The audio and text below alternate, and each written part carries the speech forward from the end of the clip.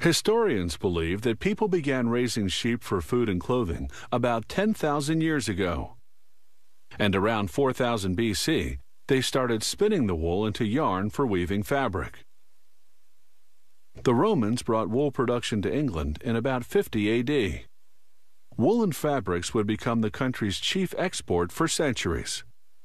In 1797, Britain shipped 13 sheep to Australia, starting what would become the largest wool industry in the world today.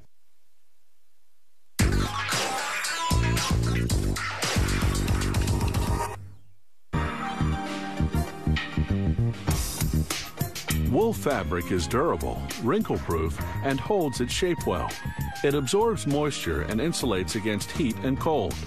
That's why wool is ideal for clothing like sweaters and coats. Sheep shearers use power shears, removing the fleece in one piece.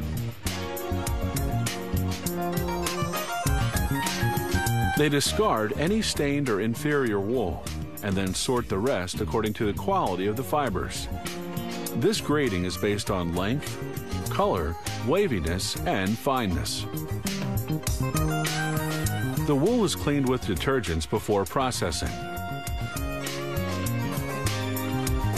The wool arrives at the factory in compressed bales. Workers untie them and feed the wool into the opening equipment, whose metal tooth rollers comb out and separate the fibers.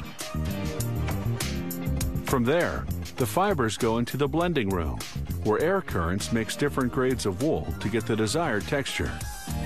If they'll be weaving a wool blend, they mix the wool fibers with other materials, such as polyester fibers. A thorough blending takes about an hour. An air pipe transports the blended fibers to the next station.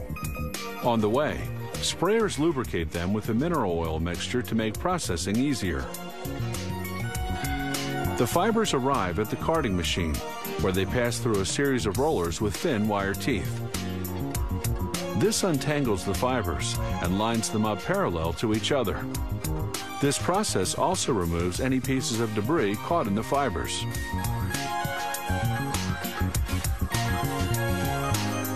The carding process produces a smooth, flat sheet called a web.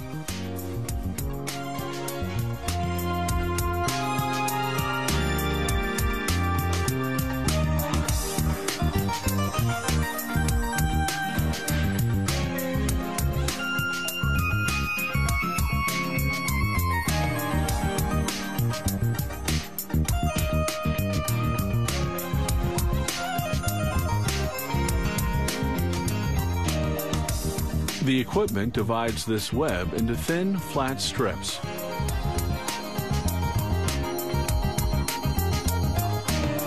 These strips go through rub aprons, two rollers that twirl them into thinner, rounded strips called rovings.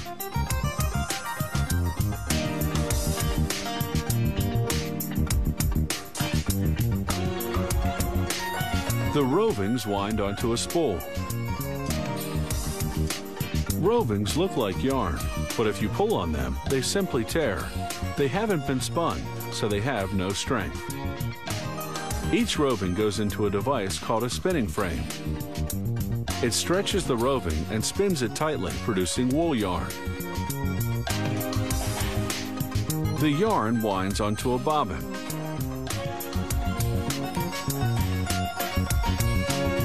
Spinning gives the yarn strength. Now they can weave it into wool fabric. A fully automated loom does it all.